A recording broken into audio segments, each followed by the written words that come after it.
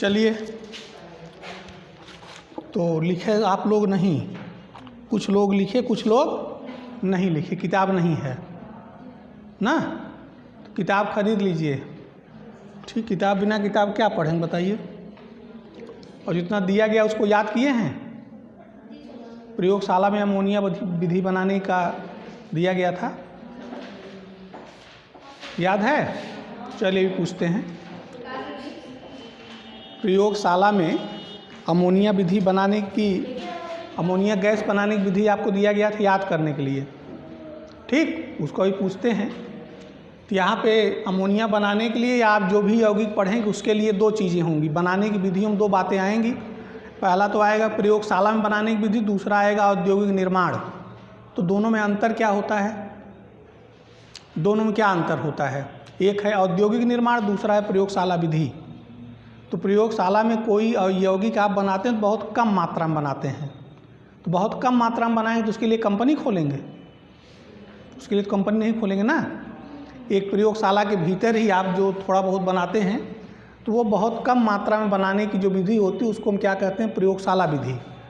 अगर इसी चीज़ को बड़े पैमाने पर बनाना है, बेचने के लिए बनाना है, तब प्रयोगशाला में बनाने पर चलेगा। जैसे यूरिया को आप बनाएंगे, प्रयोगशाला विधि उसका बताया जाएगा ना। और इसके बाद औद्योगिक विधि, तो मान लीजिए प्रयोगशाला विधि में आप प्रयोगशाला विधि से यूरिया बनाना सीख गए तो क्या करेंगे? उसी से यूरिया की सप्लाई पूरा धान के लिए कर देंगे। हाँ, कितनी बोरी यूरिया बनाएंगे प्रयोगशाला में? नहीं बन पाएगा ना। तो इसलिए औद्योगिक विधि जो होती है अलग होती है। औद्योगिक विधि का मतलब होता है कि बड़े पैमाने पर अगर आपको कोई यौगिक बनाना है तो उसकी जो विधि है वो क्या कहलाती है? औद्योगिक विधि। ठीक, तो परीक्षा में चाहे औद्योगिक विधि आपसे पूछ ले और चाहे पूछ सकता है कि बड़े पैमाने पर अमोनिया बनाने की विधि लिखिए ना। तो आप यहाँ बस सोचिएगा कि ये तो बताया नहीं गया है। प्रयोगशाला विधि बताया गया है, औद्योगिक विधि बताया गया, बड़े पैमाने पर कहाँ बताया गया? तो बड़े पैमाने पर बताने के लिए क्या है? बड़े पैमाने पर क्या है? बड़े पैमाने का मतलब ही है औद्योगिक विधि। ठीक, तो चाहे बड़े पैमाने पर पूछे चाहे औद्योगिक पैमाने पर पूछे, दोनों बातें एक ही हैं। तो इसकी बनाने की कई विधियां हैं। बड़े पैमाने पर बनाने की कई विधि है अमोनिया का। अमोनिया का उपयोग कहाँ होता है सबसे ज़्यादा आप जान लीजिए, तब आप समझेंगे। अमोनिया का उपयोग होता है यूरिया बनाने में। यूरिया का जो कारखाना होता है उसमें क्या बनता है? यूरिया बनता है। यूरिया बनाने के लिए जिस पदार्थ का प्रयोग किया जाता है वो अमोनिया गैस का। तो उसी यूरिया के कारखाने में अमोनिया बनाने का भी संयंत्र रहता है, नहीं तो कहाँ से अमोनिया गैस खरीद के लाएंगे ना। तो इसलिए, और इसकी और भी विधियाँ हैं, लेकिन सबसे जो पॉपुलर विधि है वो हैबर विधि है। हैबर विधि द्वारा अमोनिया का निर्माण। हैबर एक वैज्ञानिक हैं, इन्होंने सबसे पहले इस विधि से क्या किया? अमोनिया का निर्माण किया। इसलिए इन्हीं के नाम पर इसका नाम पड़ गया हैबर विधि द्वारा अमोनिया का निर्माण। तो हैबर विधि में अमोनिया का निर्माण किया कैसे जाता है? हैबर विधि में अमोनिया का निर्माण करने के लिए यहाँ पे समीकरण लिखा हुआ है। क्या है? नाइट्रोजन है, हाइड्रोजन है, बनता क्या है? अमोनिया बनता, ऊष्मा मुक्त होती, मतलब ये ऊष्माक्षेपी अपक्रिया है। कैसी अपक्रिया है? ऊष्माक्षेपी। ऊष्माक्षेपी का मतलब होता है कि ऐसी रासायनिक अपक्रिया जिसमें ऊष्मा निकलती हो। कोई अपक्रिया जानते हैं आप लोग? कई बार बताया, जैसे चूना का पानी है, चूना है, उसको आप पानी में डालते तो क्या होता है? उबलने लगता है। क्यों उबलने लगता बिना गर्म किए? इसका मतलब कि उसमें जो रासायनिक अपक्रिया हो रही है उससे ऊष्मा निकल रही है। तो ऐसी क्रियाओं को हम क्या कहते हैं? ऊष्माक्षेपी। इसको आपको गर्म नहीं करना है। और इसमें उत्प्रेरक के लिए क्या है? आयरन है, और ये मॉलिब्डेनम लिखा है, ये उत्प्रेरक वर्धक है। उत्प्रेरक भी आप जानते हैं, उत्प्रेरक वर्धक बताया गया है। उत्प्रेरक का मतलब जो किसी रासायनिक अपक्रिया की दर को परिवर्तित कर दे। अब उसमें चाहे घटा दे बढ़ा दे, दोनों बातें धनात्मक ऋणात्मक आएगा। और ये जो उत्प्रेरक वर्धक है ये क्या करता है? ये इसकी क्रियाशीलता, माने उत्प्रेरक की क्रियाशीलता बढ़ाने वाले पदार्थ को हम क्या कहते हैं? उत्प्रेरक वर्धक। पिछले पाठ में पढ़ाया गया। और उत्प्रेरक जो होता है अपक्रिया की दर को प्रभावित करता है, लेकिन अपक्रिया के अंत में क्या रहता है? ये अपरिवर्तित। जितनी मात्रा ली गई है उतनी मात्रा बची रहेगी, और उसका जो रासायनिक संगठन है वो भी क्या रहेगा? अपरिवर्तित रहेगा, वो भी नहीं बदलता है। इतना समझ गए? तो अब आपको अगर लिखना है तो आप लिखेंगे कि हैबर विधि में अमोनिया का निर्माण नाइट्रोजन तथा हाइड्रोजन की क्रिया द्वारा किया जाता है। समीकरण निम्नलिखित है। आप इसको इतना लिख लेंगे। ठीक।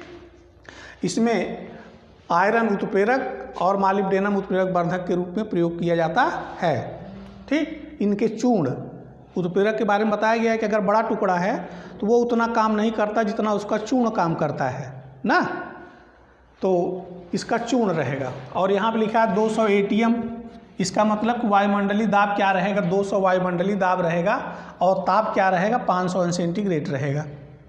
इसका मतलब ये हुआ कि उच्च दाब पर यह क्रिया होती है, ठीक। तो इसमें ये आपका फिगर बना हुआ है, इसमें देखिए मुख्य बात क्या है, यहाँ पर लिखा हुआ है शोधन एवं शुष्कन कक्ष। शोधन का मतलब जो शुद्ध करता हो, शुष्कन का मतलब उसमें जो नमी उसको अवशोषित कर लेता हो। तो जो यहाँ से नाइट्रोजन और हाइड्रोजन, नाइट्रोजन कहाँ से आ रही है, नाइट्रोजन वायुमंडल से आती है, वायुमंडल हवा है, इसमें नाइट्रोजन कितना रहता है, 78%। इस 78% को क्या करेंगे आप, अलग तो कर नहीं पाएंगे ना, इसको क्या करते हैं, दाब बढ़ा करके गैस को हम द्रवित कर लेते हैं।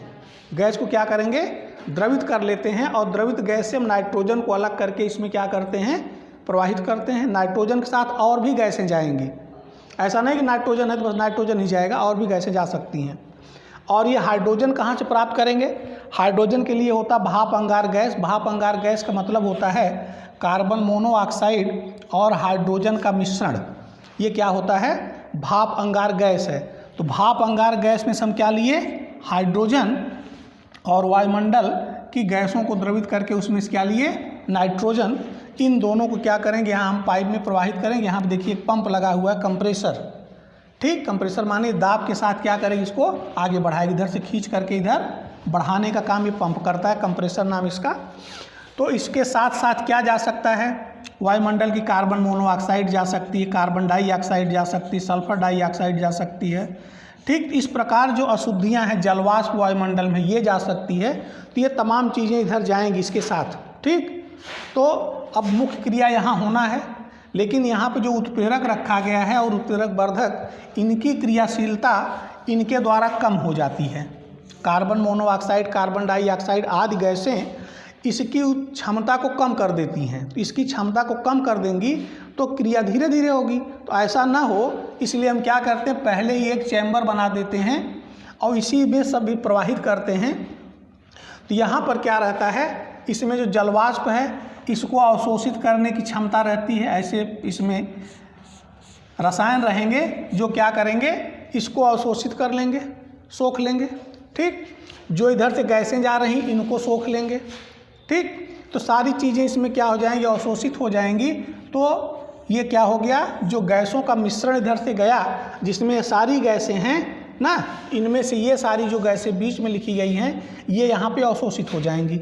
बचेगा क्या, केवल नाइट्रोजन और हाइड्रोजन, शुष्क नाइट्रोजन और हाइड्रोजन बचेगा। वो जो है यहाँ से आप देख रहे हैं इस नली में प्रवेश करेगा। देखिए यहाँ पर दिखाया गया क्या, नाइट्रोजन हाइड्रोजन। तो ये इधर से प्रवेश करके कहाँ पहुँचेगा, उत्प्रेरक कक्ष में पहुँचेगा। यहीं पर मुख्य क्रिया होनी है, ठीक।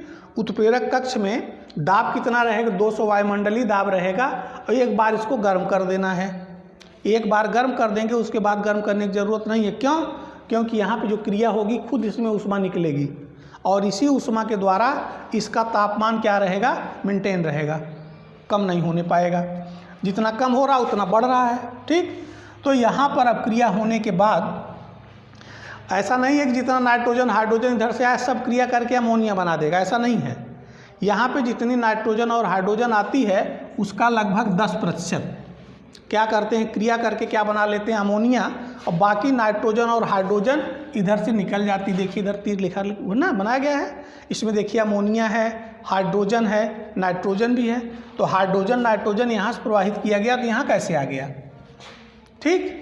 ये प्रश्न है। तो इसका मतलब ये है, आपसे कोई पूछे तो इसका उत्तर क्या बताना आपको, उत्प्रेरक कक्ष में जितना नाइट्रोजन और हाइड्रोजन प्रवाहित किया गया उसका केवल 10% नाइट्रोजन और हाइड्रोजन अमोनिया बनाता है। शेष जो नाइट्रोजन हाइड्रोजन होती वो बाहर निकल जाती है, उसी के साथ आगे बढ़ेगी। तो यहाँ पर ये तीनों चीज़ें गैसीय अवस्था में हैं। किस अवस्था में है, गैसीय अवस्था में।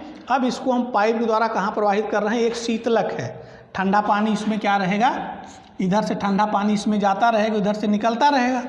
और ये इसमें देख रहे हैं पाइप ऐसे ऐसे मुड़ा है, तो काफ़ी देर तक ये गैसें इसी में रहेंगी और ठंडे पानी के कारण अमोनिया क्या होगा, ये द्रव में बदल जाएगा। ठीक, किसी चीज़ को आप जब ठंडा करते हैं गैस को तो द्रव में बदलती है, तो अमोनिया जो होगी पहले द्रवित हो जाएगी और जब द्रव हो जाएगा तो द्रव क्या होगा, यहाँ नीचे निकल आएगा, यहाँ से अमोनिया बाहर आ जाएगी द्रव के रूप में। किस रूप में, द्रव के रूप में। और बाकी यहाँ पे देख रहे हैं फिर एक पंप चल रहा है। ठीक, और ये पंप चलता रहेगा तो इधर से खींचेगा, किधर खींचेगा, इधर तो भेज रहा है तो खींचेगा इधर, बाकी हर जगह से बंद है तो खींचेगा इधर से, ये इधर से। तो यहाँ पे जो नाइट्रोजन और हाइड्रोजन अमोनिया के साथ आया, अमोनिया तो द्रव के रूप में इधर निकल गया और बचा नाइट्रोजन और हाइड्रोजन। तो यह नाइट्रोजन और हाइड्रोजन इस पाइप से होकर के देखिए, nitrogen plus hydrogen plus nitrogen यहाँ पे है, तो ये कहाँ आ रहा है, यहाँ पे ना। तो ये कहाँ जाएगा, ये देखिए फिर इधर से पाइप लगी हुई है, इस पाइप से देखिए फिर कहाँ आ गया, यहाँ पर, जहाँ पे शोधन कक्ष के आगे, क्योंकि उधर जो नाइट्रोजन और हाइड्रोजन उसमें कोई अशुद्धि तो है नहीं ना, यही नाइट्रोजन हाइड्रोजन हमको चाहिए। जब उसमें कोई अशुद्धि नहीं तो इसको सीधा ले आकर के यहाँ हम मिला देते हैं। अगर कोई अशुद्धि रहती तो तब इसको यहाँ ना मिला करके इसको ले आकर के यहाँ मिला देते, यहाँ से जाता फिर शोधन होके जाता ना। तो इसमें कोई अशुद्धि नहीं, इसलिए नाइट्रोजन और हाइड्रोजन ये दोनों इधर पाइप से आकर के फिर उत्प्रेरक कक्ष में प्रवेश करेंगे और जितना नहीं हो पाया था, जो बच गया था, वो अगले चरण में क्रिया करेगा। फिर 10% किया, बाकी बचा रह गया, फिर इसी तरह से जाएगा, फिर इधर से आएगा। इस प्रकार ये चक्र चलता रहेगा और आवश्यकता अनुसार इधर से नाइट्रोजन और हाइड्रोजन गैस इसमें प्रवाहित होती रहेगी और इस प्रकार से यह अमोनिया गैस आपको यहाँ पे द्रव के रूप में प्राप्त होती रहेगी। ठीक, तो ये विधि है प्रयोग, इसमें औद्योगिक विधि हैबर विधि है अमोनिया बनाने की। इस विधि के द्वारा हम क्या करते हैं, बड़े पैमाने पर या औद्योगिक निर्माण अमोनिया का करते हैं। ठीक, इसमें किसी कोई कन्फ्यूजन कहीं पर नहीं, एक बार फिर बता दे रहे हैं ना इसकी विधि। अब इसको आपको परीक्षा में आएगा तो लिखना कैसे है, तो आप हेडिंग लगाएंगे हैबर विधि द्वारा अमोनिया का निर्माण।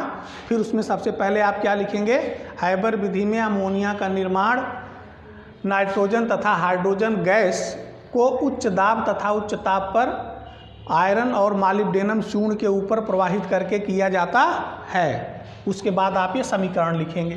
ठीक, इसके नीचे लिखेंगे यह क्रिया ऊष्माक्षेपी है। फिर इसके बाद आप लिखेंगे विधि। विधि में क्या लिखेंगे, जिस तरह से आप फिगर बना हुआ इस तरह से आप फिगर बनाएंगे। इसके बाद आप उसको जैसे भी आप लिख सकते हैं याद करके लिखेंगे, समझे हैं तो कोई बात नहीं है। तो इसमें क्या करना है, इसमें करना है कि वायुमंडल की द्रवित वायु से नाइट्रोजन तथा भाप अंगार गैस से हाइड्रोजन को अलग करके हम इसको कहाँ भेजते हैं, शोधन एवं शुष्कन कक्ष में भेजते हैं, जिससे नाइट्रोजन और हाइड्रोजन के साथ उपस्थित carbon monoxide, carbon dioxide, sulphur dioxide, जलवाष्प आदि जो अशुद्धि के रूप में हैं वो यहाँ पर अवशोषित कर ली जाती हैं और शुष्क तथा शुद्ध हाइड्रोजन और नाइट्रोजन गैस को हम कहाँ प्रवाहित करते हैं, उत्प्रेरक कक्ष में प्रवाहित करते हैं, जहाँ पर आयरन और मॉलिब्डेनम का चूर्ण रखा होता है। इस चैम्बर का जो दाब होता है 200 वायुमंडलीय दाब और यहाँ का ताप क्या रहता है, 500 अंश सेंटीग्रेड रहता है। इस ताप और दाब पर नाइट्रोजन और हाइड्रोजन उत्प्रेरक और उत्प्रेरक वर्धक की उपस्थिति में क्रिया करके अमोनिया गैस बनाती हैं। जितनी नाइट्रोजन और हाइड्रोजन हम प्रवाहित करते हैं उसका लगभग 10% अमोनिया में परिवर्तित हो जाता है। शेष हाइड्रोजन नाइट्रोजन अमोनिया गैस के साथ आगे बढ़ती है। इस गैसीय मिश्रण को हम शीतलक में प्रवाहित करते हैं, जिसमें एक तरफ से ठंडा पानी जाता रहता है और इस शीतलक में अमोनिया जो होती है वो द्रवित हो जाती है, जो इसके नीचे देख रहे हैं यहाँ पे द्रव के रूप में अलग हो जाती है। और बाकी जो नाइट्रोजन और हाइड्रोजन गैस का मिश्रण बचता है इसको हम पंप के द्वारा खींच करके दोबारा कहाँ भेजते हैं, उत्प्रेरक कक्ष में भेजते रहते हैं। इस प्रकार यह प्रक्रिया चलती रहती है और यहाँ ताप 500 अंश सेंटीग्रेड मेंटेन करने के लिए जो ऊष्माक्षेपी क्रिया चल रही है इसमें जो ऊष्मा मुक्त होती है, इसी ऊष्मा के द्वारा इस कक्ष का तापमान 500 अंश सेंटीग्रेड बना रहता है।